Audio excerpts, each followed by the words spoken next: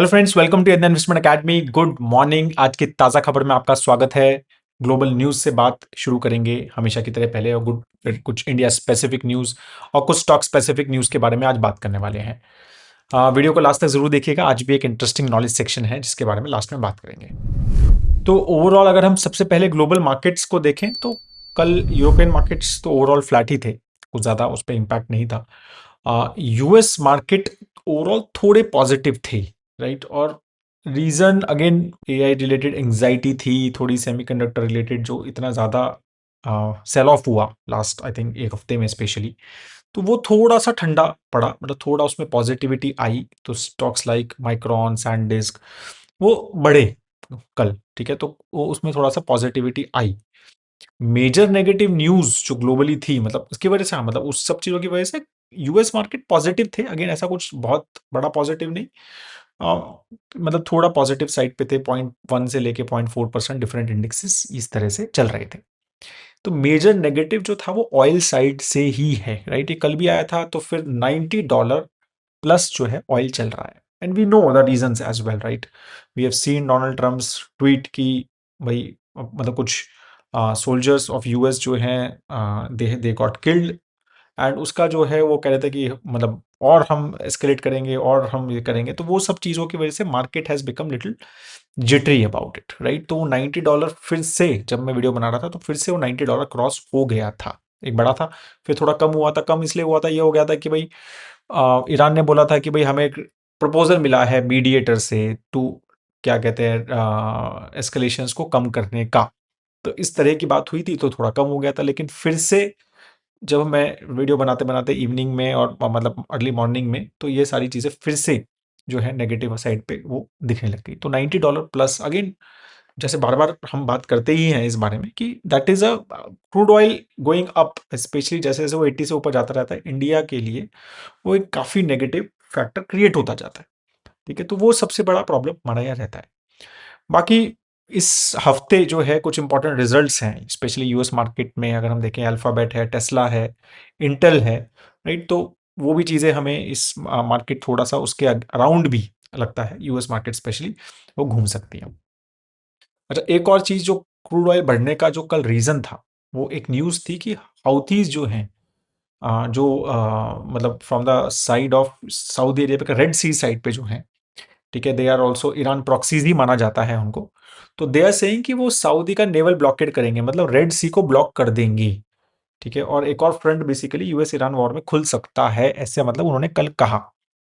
अब इसके एनालिस्ट और चीज़ें अलग अलग तरह से देख रहे हैं। मतलब लोग ये कह रहे हैं मोर ऑफ ए धमकी है, बहुत ज़्यादा वो कुछ नहीं कर सकते, but again this will create some disruption in shipping और एक अनसर्टेनिटी बेसिकली सऊदी पोर्ट्स जो रेड सी साइड पे हैं, right, rather than Hormuz side पे।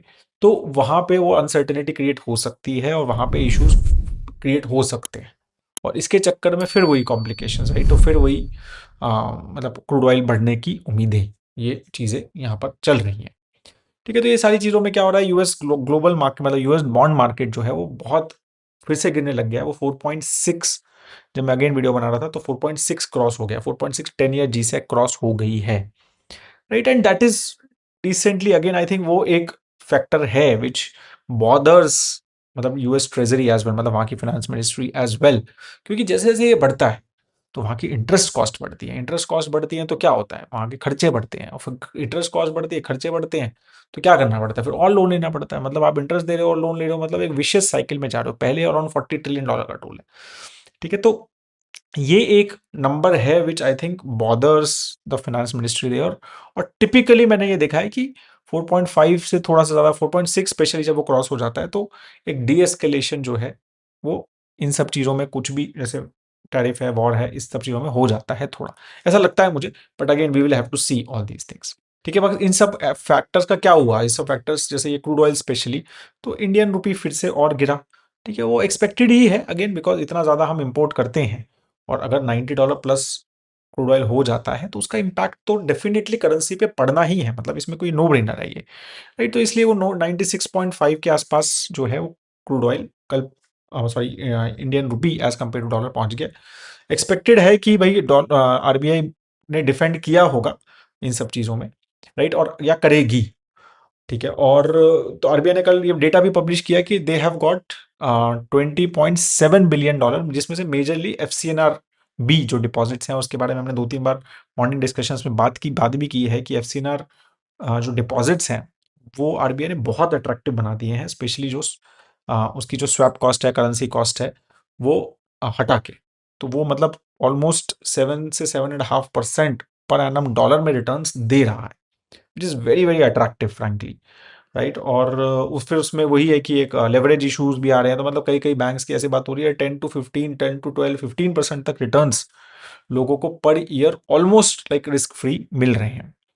तो वो सारी चीज़ें काफ़ी इंटरेस्टिंग है। तो एफसीएनआर के ऊपर मैंने काफ़ी बार पहले भी डिस्कस किया है। इफ़ यू रियली वांट, अगर आप एनआरआई हैं और आपको लगता है कि I should make a detailed video on this FCNR B और ये कैसे करना चाहिए और क्या है ये एग्जैक्टली, तो ज़रूर आप मुझे बताएं, तो फिर I will definitely plan a video as well on FCNR specially for NRIs. ठीक है, अगर हैं इनफ लोग और कमेंट्स आते हैं डिसेंटली इनफ, तो we will definitely plan video on it. ठीक है, तो ये इसीलिए मतलब अब थोड़ा सा वो कैपिटल इनफ्लो भी बढ़ा है एफसीएनआर की वजह से, और एक्सपेक्टेड है 30 सितंबर तक है ये scheme as per the initial जो कमिटमेंट है। तो एक्सपेक्टेड है कि ये अच्छा खासा मतलब हो सकता है कि $100 बिलियन तक भी कैपिटल इनफ्लो जो है ये एफसीएनआर से आई थिंक आ सकता है। दैट्स द एक रफ एस्टिमेशन जो है वेरियस एनालिस्ट आर से। तो ये काफी मतलब सपोर्ट कर देगा थोड़ा सा रुपी को, at least in these uncertain times. ठीक है, और ये ऑफ कोर्स ये पैसा आया है तो ये जाना भी है, तो ये ऐसा नहीं है कि ये परमानेंट आया है, तो उसका फैक्टर आई एम श्योर मतलब वो आरबीआई को भी पता है। बट ये शॉर्ट टर्म जो प्रॉब्लम्स हैं, वोलाटिलिटी है, और specially with this war and everything, I am sure सरकार जो है उस पर अभी फोकस कर रही है, एंड दे आर थिंकिंग कि बाद में हम देखते हैं चीज़ों को। एक तो ये अब negative new crude oil news हो गई, और दूसरी हमारी, जैसे हमने पहले भी बात की थी कि मॉनसून हमारी एक नेगेटिव न्यूज़ चल ही रही है, राइट। तो एक मतलब कल काफ़ी इंटरेस्टिंग आर्टिकल पढ़ रहा था मैं इकोनॉमिक टाइम्स में, यो यो मॉनसून बोल रहे हैं। यो यो कैसे होता है ना, ऊपर जाता है नीचे जाता है, तो वही है कि एकदम से बिल्कुल है ही नहीं, मतलब ऐसा होता है कि एकदम धूप निकल रही है और एकदम से इतनी बारिश हो रही है, तो वो यो मॉनसून जो है वो क्रॉप को और हमारे जो एग्रीकल्चर सेक्टर को इम्पैक्ट कर सकता है नेगेटिवली, राइट। और पावर ग्रिड पे भी प्रेशर डालता है, राइट। एकदम से वो पावर ग्रिड जो है वो एसी चल जाते हैं और एकदम से बिल्कुल सब कुछ बंद हो जाता है, तो वो भी सारी चीज़ें जो हैं वो फैक्टर थोड़ा सा वरी कर रहा है वेरियस एनालिस्ट को। ठीक है, और इन्फ्लेशन का इम्पैक्ट हो सकता है with specially with this kind of monsoon which is going on, और अगर अच्छा क्रॉप नहीं आया तो उसका भी एक इम्पैक्ट हम देख सकते हैं। तो ये दो factors, crude oil and crop मतलब मानसून नॉट बीइंग गुड, तो ये दोनों एक ही चीज को नुकसान कर रहे हैं, वो है इन्फ्लेशन। इन्फ्लेशन बढ़ा सकते हैं हमारे देश में, और उसकी वजह से महंगाई बढ़ जाएगी, तो क्या होगा, इंटरेस्ट रेट बढ़ जाएंगे, और फिर वो सारी फैक्टर जो हमें पता है वो साइकिल वो स्टार्ट हो जाएगी। ठीक है, बाकी अब सरकार क्या है, मतलब अब ये सारा जो वॉर वगैरह हुआ है तो क्या सीखा सरकार ने या फिर हमारे लोगों ने कि भाई हम बहुत ज़्यादा, हमें डिपेंडेंस नहीं चाहिए इम्पोर्टेड एनर्जी प्रोडक्ट्स पे। ठीक है, तो ये बहुत बड़ी लर्निंग थी I think in last 3 to 4 months for the government of India, various state governments and everyone. तो उसके लिए सरकारें और ये सब जो एडमिनिस्ट्रेशन है क्या कर रहा है, तो उसके ऊपर ही 2-3 न्यूज़ हैं। ठीक है, तो कल एक न्यूज़ आई अगेन ऑन इकोनॉमिक टाइम्स की ethanol could soon make its way in Indian kitchen. क्या मतलब है, अब इथेनॉल के ऊपर कितनी कंट्रोवर्सी चल रही है ना, वो सब चीज़ें ठीक है, उसको मैं उसके ऊपर नहीं जाना चाहता, बट इथेनॉल का अल्टीमेटली पर्पस जो है वो सरकार का ये था कि भाई हम इंपोर्ट सब्सटीट्यूशन कैसे कर सकते हैं, इंपोर्ट को हम कम कैसे कर सकते हैं। ठीक है ना, तो वो उन्होंने अब 20% इथेनॉल ब्लेंडिंग में हमारा 20% इंपोर्ट कम हो गया ना, अदरवाइज हम 20% ज्यादा करते। ठीक है, सिंपल सी चीज है। तो अब वही इथेनॉल, क्योंकि वो एक तरह से फ्यूल की तरह यूज होता है, तो वो नाउ दे आर प्लानिंग कि भाई उसको हम एज अ एलपीजी क्या भी एक मतलब उस तरह से भी देख सकते हैं क्या, वो एलपीजी की तरह भी यूज हो सकती है, मतलब जैसे बायोगैस फ्यूल टाइप होती है उस तरह से वो यूज हो सकती है क्या, सिलेंडर में भरी और दे दी। तो वो भी जो है प्रोग्राम मिनिस्ट्री ऑफ जो पेट्रोलियम है और नेचुरल गैस है, ठीक है, तो they are also basically thinking कि एक कोई पॉलिसी बनाई जाए, कुछ इंसेंटिव दिया जाए उसके ऊपर कि, क्योंकि एलपीजी का तो मेजर इशू हुआ था, राइट। अब एलपीजी तो हम बहुत ज़्यादा इंपोर्ट, मतलब एलपीजी तो शायद डिपेंडेंस ऑन हॉर्मुज स्पेशली ये तो है ऑलमोस्ट 80%। ठीक है, तो इसीलिए एलपीजी का सब्स्टिट्यूट जो है वो सरकार, अब दूसरा एक और न्यूज़ है वो भी उसी के ऊपर है, तो वो ढूंढ ही रही है डेफिनेटली, क्योंकि हमारे पास तो हार्डली होती है एलपीजी, और जितनी भी हम रिफाइनरी से कर पा रहे हैं वो तो आई थिंक कर ही रहे हैं, बट वो फैक्टर है। तो इसीलिए एक तो ये आ गया कि भाई इथेनॉल यूज कर लो। ठीक है, तो एक फैक्टर है। दूसरा जो है कोल गैसिफिकेशन, इसके ऊपर मैंने पहले 2-3 बार भी बात की है कि कोल गैसिफिकेशन मतलब कोल को गैस बना दो, दैट इज कोल गैसिफिकेशन, ठीक है। तो उसकी एक टेक्नोलॉजी होती है कि कोल को गैस बना दी तो उसको फिर हम एज ए नेचुरल गैस या फिर एज ए सीएनजी या फिर एज ए एलपीजी यूज कर सकते हैं, ठीक है। तो उसके ऊपर भी बात चल रही है थी कि कल न्यूज देखी थी 22 मेट्रिक टन कैपेसिटी के प्रोजेक्ट्स जो है अंडर इंप्लीमेंटेशन है कोल गैसिफिकेशन के, राइट, जिसमें से जिंदल स्टील ही 8 मेट्रिक टन कर रहा है, फिर एक तलचर फर्टिलाइजर्स है वो 2.6 मेट्रिक टन कर रहा है, और फिर बाकी सब जो है ऑलमोस्ट 12 मेट्रिक टन जो है वो और कर रहे हैं, ठीक है। ऑलमोस्ट 8,500 करोड़ का इंसेंटिव स्ट्रक्चर जो है सरकार ने इसके लिए दिया है, ठीक है। तो ये दूसरी स्कीम, अब इथेनॉल हो गया, उसके ऊपर तो सोच रहे हैं, और ये गोल गैसिफिकेशन में ऑलरेडी अनाउंस हो गई है। थर्ड है, जैसे उसकी बात हुई थी हमारी कि पावर ग्रिड के ऊपर प्रेशर पड़ता है इस तरह की रेंज का, इस तरह के वेदर का, राइट, या फिर इवन सोलर एनर्जी का, राइट। सोलर एनर्जी क्योंकि दिन में आती है रात को नहीं आती, तो वो एक बहुत कॉम्प्लिकेट हो जाता है फॉर द पावर ग्रिड। तो उसके चक्कर में स्टोरेज, राइट, तो एक तो ये है कि भाई बैटरी स्टोरेज सिस्टम्स, ठीक है, बीईएसएस के ऊपर बहुत बात हो रही है। दूसरी पम्प्ड हाइड्रो स्टोरेज, तो उसके ऊपर भी कल पावर मिनिस्ट्री का है कि 16 गीगावाट की कैपेसिटी अंडर कंस्ट्रक्शन है पम्प्ड हाइड्रो स्टोरेज, ठीक है। पम्प्ड हाइड्रो स्टोरेज पता है ना आपको क्या होता है? तो इसके ऊपर मैंने एक पूरा मतलब वैल्यू चेन एनालिसिस किया हुआ है ओवरऑल एनर्जी स्ट्रक्चर पे, तो उसमें और अच्छे से समझ आ जाएगा। बट बेसिकली क्या है, पोटेंशियल एनर्जी और काइनेटिक एनर्जी का है कि भाई एक्स्ट्रा एनर्जी है तो कोई चीज़ को ऊपर रख दो, मतलब उस एनर्जी से उसको ऊपर रख दो, और जब वो चाहिए उसको नीचे फेंक दो, तो वो है पंप्ड हाइड्रो स्टोरेज। तो उसको पंप करके ऊपर रख देते हैं किसी चीज़ को, तो उसके ऊपर भी 16 गीगावाट की, अगेन दिस इज अगेन क्या है, ये यही है कि एनर्जी कंजर्व, ठीक है, और एनर्जी को हम पावर ग्रिड पे आराम से भेज सकें। बाकी कोर सेक्टर जो की ग्रोथ आती है वो कल आया नंबर, तो 5 मंथ हाई पे है, 5% बढ़ा है जून में, बट मतलब again it's not a right comparison because base change हुआ है। तो 2011-12 की सीरीज जो है वो 2022-23 की हो गई है, और कुछ कुछ चेंजेस भी किए हैं उन्होंने आयरन और को कोर। अब पहले 8 सेक्टर्स होते थे, अब 9 सेक्टर्स होने लग गए हैं जो ट्रैक कर रहे हैं वो, राइट। तो वो सारी चीजें हैं। और फिर जो हम 9 सेक्टर्स में जिसने पॉजिटिव ग्रोथ दिखाई जून में, तो आयरन और तो सबसे अच्छा ग्रो किया, फिर electricity, cement, steel and coal ये तो बढ़े। नेगेटिव जो रहे natural gas, crude oil, expected है अगेन, ये सब मतलब imported product, refinery product again महंगे हो क्योंकि क्रूड ऑयल डिपेंडेंट है, and fertilisers again crude oil dependent है और इंपोर्ट डिपेंडेंट है। तो जितने भी इंपोर्ट डिपेंडेंट प्रोडक्ट्स हैं, राइट, वो सारे उनकी जो ग्रोथ है वो गिरी क्योंकि वो महंगे हो गए, राइट। और किसकी बढ़ी? आयरन और, electricity, cement, steel and coal, तो वो सब हम घर पे बनाते हैं मोस्टली, राइट। तो वो सब की जो ग्रोथ है वो बढ़ी है, ठीक है। तो देखो कितना जबरदस्त कॉन्ट्रास्ट यहाँ पर क्लियरली अपने को नजर आता है। बाकी कुछ स्टॉक स्पेसिफिक डिटेल्स के बारे में बात करते हैं। तो वेस्ट साइड का इस बार ऐसा बोला जा रहा है कि 100 एनुअल स्टोर्स खोलने के प्लान है ट्रेंड का, 100, ठीक है। मतलब अल्टीमेटली वो 10 से 15 स्टोर खोलते हैं, वेस्ट साइड की बात कर रहा हूँ, जूडियो के तो खोलते हैं काफी सारे, बट वेस्ट साइड के वो 10 से 15 स्टोर हर साल खोलते हैं। इस साल वो बोल रहे हैं कि हम 100 खोलेंगे। तो मतलब वही चीजें चल रही है कि is west side the new Zudio, right. काफी सारे एनालिस्ट यही बात कर रहे हैं, right? तो उसी के ऊपर डिस्कशन चल रहा है कि क्या थॉट है, मतलब इस वेस्ट साइड जो है वैसे तो डिसेंट ऑफ फाउंडेशन हो गया है उसका, विल इट स्ट्रगल, मतलब जूडियो थोड़ा कंपटीशन फेस कर रहा है ना काफी सारे, मतलब रिलायंस से या बाकी सबसे। तो अब now they want to be, I think थोड़ा सा प्रीमियम सेगमेंट में they want to go and expand as well. तो let's see how this goes. बाकी एलएनटी की न्यूज आई थी, एलएनटी ने 10,000 करोड़ प्लस का ऑर्डर, बेसिकली जो उनका बोला जाता है कि मेगा ऑर्डर 10,000 से 15,000 करोड़ का एक ऑर्डर मिला है उनको from a big metal and mining companies, right. तो वो काफी सारी large domestic metal and mining companies है, उनको मल्टीपल मेगा ऑर्डर जो है वहां से मिले हैं। दो कंपनीज का रिजल्ट आया, एक तो पेटीएम का रिजल्ट आया कल, ठीक है। तो मतलब काफी अच्छा क्वार्टर, मेरे को तो जितना समझ आया, तो मतलब जितना मतलब क्वाइट टाइम देखा, तो ऑपरेशनल टर्न अराउंड था, क्वार्टरली एबिटा भी आया है, ठीक है। टॉप लाइन ग्रोथ भी अच्छी हुई है, मतलब अगर हम रेवेन्यू फ्रॉम ऑपरेशन देखें 28% बढ़ा है, राइट। एबिटा ऑलमोस्ट 189% बढ़ा है, तो 78% का प्रॉफिट हुआ है, राइट। एबिटा मार्जिन बढ़े हैं। अगर हम जीएमवी, जो सबसे ज़्यादा इंपॉर्टेंट फैक्टर है कि भाई कितना ज़्यादा आपका वैल्यू ऑफ जो सामान बिका है वो भी बढ़ा है, 31% से ईयर ऑन ईयर बढ़ा है, that is very very good, right. तो प्रॉफिटेबिलिटी अच्छा है, मोमेंटम अच्छा है डेफिनेटली कंपनी में, राइट। बोनस शेयर्स की भी डिस्कशन हो रही थी, बट वो आई थिंक सब अभी तो मना किया उन्होंने कि बोनस शेयर वगैरह का हमारा प्लान नहीं है। बाकी अल्ट्राटेक का भी रिजल्ट आया, वो भी अच्छा रिजल्ट आया। अगेन ये काफी इंपॉर्टेंट रिजल्ट होता है क्योंकि क्लियर इंफ्रास्ट्रक्चर की डायरेक्ट बेट है ना ये तो इंडिया के ऊपर। अगर टिपिकली सीमेंट अच्छा कर रहा है तो आप एक बता सकते हो कि भाई इंफ्रास्ट्रक्चर इंडिया में अच्छा ही कर रहा है। तो और इनकी ये आदित्य बिरला की फ्लैगशिप कंपनी, आदित्य बिरला की एक ही ऐसी कंपनी इसमें वो नंबर 1 है, ठीक है, मतलब बड़े उसमें, ठीक है। तो ये सब चीजें हैं। तो double digit volume growth was the major highlight frankly, ठीक है। तो 12% सीमेंट का सेल्स वॉल्यूम वहां पर बढ़ा है, which is I think very very good. बाकी 16% का रेवेन्यू बढ़ा है, प्रॉफिट भी 17% बढ़ा है, right 17%, and all those things जो है वो काफ़ी अच्छी ओवरऑल रही है।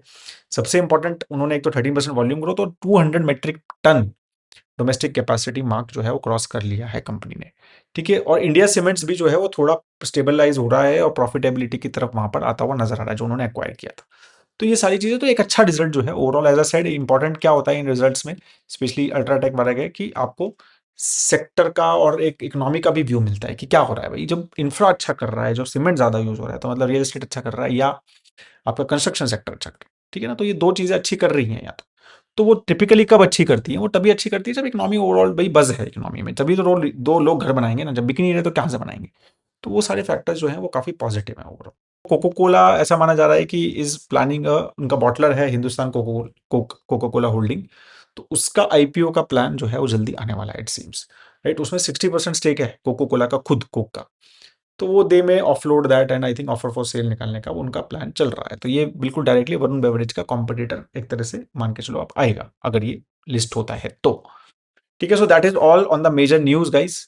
अब हम बात करते हैं आज के नॉलेज सेक्शन की। तो मैं काफी बार इस हम मॉर्निंग सेशन में और डिस्कशन में न्यूज में बात करते हैं एफटीएस की, हमारे डिफरेंट डिफरेंट मतलब जो ट्रेड डील्स हुई हैं उसके बारे में बहुत बात करते हैं। और ये काफी अच्छा चार्ट है कि किस तरह से हमने इंप्रूव किया है जस्ट इन लास्ट 1.5 years। देखो आप फर्स्ट कॉलम, राइट, जो ये टेबल का है, अगर आप यहाँ देख सकते हैं, तो इंडिया जो है जनवरी 2025 तक उनकी ना यूएस से कोई थी, ना यूरोप से थी, ना चाइना से थी, राइट। आसियान से भी एक लिमिटेड डील थी, मिडिल ईस्ट से भी बहुत लिमिटेड, सिर्फ यूएई के साथ थी, लैटिन अमेरिका में भी लिमिटेड थी, और अफ्रीका में तो सिर्फ मॉरिशस के साथ थी। मॉरिशस यस अफ्रीका में आता है, right? तो अब जो है, अब आप देखो कि यूएस के साथ एक इंटरिम फ्रेमवर्क बन गया, 18% का टैरिफ की तो बात हुई भी है ना, आप देखते हैं अब क्या होता है, वो अलग चीज़ है, बट है। यूरोप के साथ प्रॉपर एफटीए साइन हो गया है, राइट, गो लाइव है, ठीक है। जल्दी ही जल्दी। चाइना के साथ कोई ट्रीटी नहीं है इंडिया की, बट आसियान के साथ भी कॉम्प्रिहेंसिव अब आ गया, ऑस्ट्रेलिया के साथ और न्यूजीलैंड के साथ तो डील ऑलरेडी साइन हो गई है, राइट। मिडिल ईस्ट में काफ़ी एक्सपैंड कर रहे हैं, यूएई के साथ तो पहला था, राइट, ओमान के साथ भी एक्टिव हो गया है, और भी मतलब सारे यू कंप्लीट गल्फ कंट्रीज के साथ भी बात चल रही है। फिर लेटिन अमेरिका में भी बढ़ रहा है, राइट, उसका एक्सपेंशन हमारे एफटीएस वगैरह का, और अफ्रीका में भी, अफ्रीका में अभी भी लिमिटेड ही है, मतलब मॉरिशियस लेवल पे ही है, राइट। तो टोटल कनेक्टिविटी काफ़ी इंप्रूव हुई है।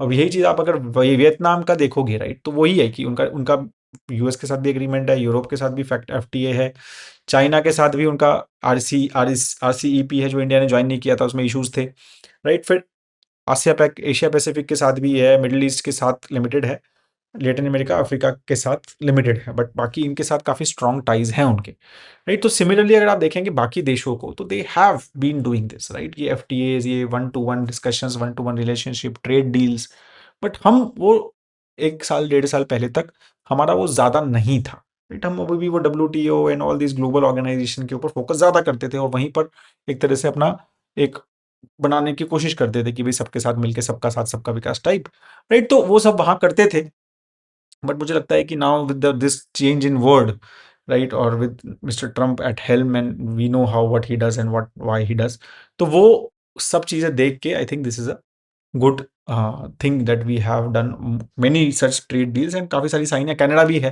राइट, इसमें लिखा नहीं है, बट कनाडा का भी ट्रेड डील होपफुली नवंबर दिसंबर में साइन होगा। तो these are very very important things which will help our markets, our economy as well as exports imports बहुत अच्छे से, राइट। तो we are very, I am very hopeful कि ये काफ़ी इंपॉर्टेंट चीज़ें हैं। अगेन इनका इम्पैक्ट 6 महीने, 8 महीने, 1 साल में शायद ना दिखे, ये सब 3 to 5 years में आपको इनका इम्पैक्ट, इनका जॉब्स पे, इनका एक्सपोर्ट पे, राइट, दिखता है, राइट। तो वो तभी हमें वो चीज़ें समझ आती। That is all on this. If you still have any question guys, तो कमेंट सेक्शन में जरूर लिखिए। वीडियो अगर अच्छा लगे तो लाइक जरूर कीजिए, नहीं अच्छा लगे तो कमेंट में बता दो क्या हुआ, ठीक है। और कुछ न्यूज़ आपको लगता है मैंने मिस की है, कुछ समथिंग विच आई मिस, तो प्लीज़ वो भी बताइए। Thank you so much guys for your time. अगर अभी तक हमारी वेबसाइट नहीं देखी इन्वेस्ट इंडिया, ये हमारा ग्लोबल मॉडल पोर्टफोलियो, ये हमारे इंडियन मॉडल पोर्टफोलियो नहीं देखें, तो एक बार चेक तो करो इन्वेस्ट इंडिया .in पे। That is all. Have a great time है दोस्तों। जय हिंद।